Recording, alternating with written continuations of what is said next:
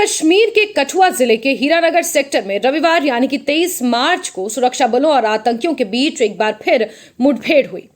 इस दौरान एक महिला की बहादुरी ने और सूझबूझ ने बड़ा हादसा टाल दिया। जी हां, सुरक्षा बल आतंकियों के करीब पहुंचने में इस महिला की वजह से सफल रहे। घटना की प्रत्यक्षदर्शी एक महिला ने मीडिया से बात की और कहा कि उनके पति के साथ वो लकड़ियां लेने जंगल में गई थी। जब घने जंगल में कुछ ही दूर पहुंची तो उन्होंने देखा कि वहां 5 से 6 आतंकवादी घात लगाए बैठे थे। आतंकियों ने महिला के पति को पकड़ लिया और फिर महिला को भी अपने पास बुलाया। इसके बाद महिला ने आतंकवादियों से ये कहकर अपनी जान बचाई कि वो उनके बारे में किसी को कुछ नहीं बताएगी। इसके बाद आतंकियों ने किसी तरह महिला और उसके पति को जाने दिया। लकड़ियां कट्टा दे जी सर, लकड़ियां कट्टा दे, लकड़ियां कट्टी अस थोड़ी हारी और चाहिए, थोड़े अग्गे गए उत्थे वो बैठे थे। जियां वो बैठे थे उन्हें इसी पकड़ लिया इन्हें कि मैं इन्हें आवाज़, उन्हें आख्या जेह्ड़े तेरे साथ ने उन्हें आवाज़ दो। इन्हें मिगी आवाज़ दी कि आओ लकड़ी खिच्चनी है, बड़ी भारी है। मैं जियां अंदर गई लकड़ी खिचानी बई, मैं बोलिया उन्हें भैया जी इन्हें छड्डी दियो ते अस थोड़ी बारी च कुछ नहीं कुछ बोल गए। महिला ने कहा कि इसके बाद मैं अपने पति के साथ वहां से भाग निकली। इस दौरान उन्होंने सोचा कि वो भागती रहेंगी और इस दौरान अगर गोली भी लग जाए तो भी वो नहीं रुकेंगी।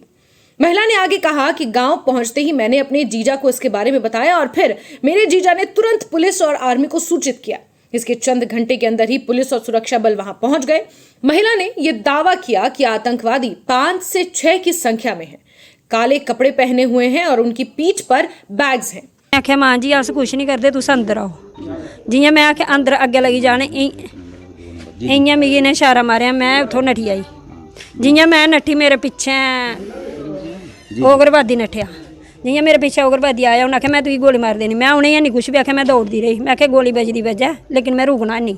जियां मैं अग्गे आई मैं अपने जीजा मेरा उन्हें हक मारी, मैं जीजा ही बचाओ सानू। ये आए इन्हें आख्या की होया, मेरे को नहीं बलोया कि उग्रवादी आए। मैं 5-10 मिनट बाद बोली कि जीजा उग्रवादी आए दे, 5 उग्रवादी ने पिठूए पाए दे उन्हें ते काले कपड़े पाए दे। हथियार पता नहीं भाई पिठूए च होन, पता नहीं, मैं दिखे नहीं सर। मैं अगे तक गई गै नहीं, जंगल आ मैं इं पकड़े दा दिखिया छड़ा ते उत्थों नठी मैं वापस।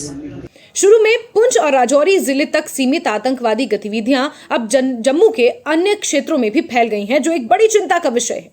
जिनमें कुछ साल पहले तक ऐसी घटनाओं से मुक्त रहे चिनाब घाटी, जिसे आतंकवाद मुक्त एक तरह से घोषित कर दिया गया था, उधमपुर और कठुआ जैसे क्षेत्र भी उसमें शामिल थे।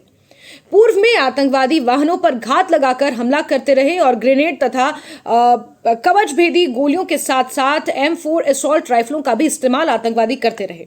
चिनाब घाटी के अधिकांश इलाकों को 2 साल पहले तक आतंकवाद मुक्त घोषित कर दिया गया था। पुंछ राजौरी में इक्का दुक्का घटनाएं सामने आ रही थी, चाहे वो डेरा की गली हो या फिर भाटा धुरियान के वो जंगल, जहां पर लंबी मुठभेड़ भी आतंकवादियों के साथ चली है। लेकिन इसके इतर चिनाब घाटी के मुख्तलिफ इलाकों को आतंकवाद से मुक्त घोषित कर दिया गया था। लेकिन अब उधमपुर और उसके आसपास और जम्मू के अन्य इलाकों में भी आतंकवादी गतिविधियां देखी जा रही हैं, आतंकवादियों की आमद देखी जा रही है। इसके पीछे कई सारे फैक्टर्स हो सकते हैं। फैक्टर ये कि इससे पहले बर्फबारी थी, सर्दी थी, इन्फिल्ट्रेशन करना आतंकवादियों के लिए इतना आसान नहीं हुआ करता था। लेकिन अब जैसे ही मौसम खुला है, ये घने जंगल है, अगर इस पूरे इलाके की, अगर इस पूरे चिनाब घाटी की टोपोग्राफी को आप समझेंगे तो उसके मुताबिक यहाँ पर बहुत घने जंगल हैं और इन जंगलों का सहारा लेकर, उन ढोंकों का सहारा लेकर, जहां पर कहीं ना कहीं गुर्जर बकरवाल अपना उन्होंने अस्थाई स्पेस बनाया होता है, यानी कि जहां पर वो लोग सर्दियों में जब नीचे उतर आते हैं और गर्मियों में जब उन्हें ऊपर पहाड़ी इलाकों पे रहना होता है, तो उन ढोंकों में कहीं ना कहीं ये सहारा उन ढोंकों का लेते हैं आतंकवादी और वहां पर छिपकर फिर आतंकवादी गतिविधियों को अंजाम देते हैं, घात लगाकर सेना के काफिलों पर। इससे पहले आपने देखा होगा बीते साल कटरा के पास जिस तरह से श्रद्धालुओं से भरी बस पर आतंकवादियों ने हमला किया था।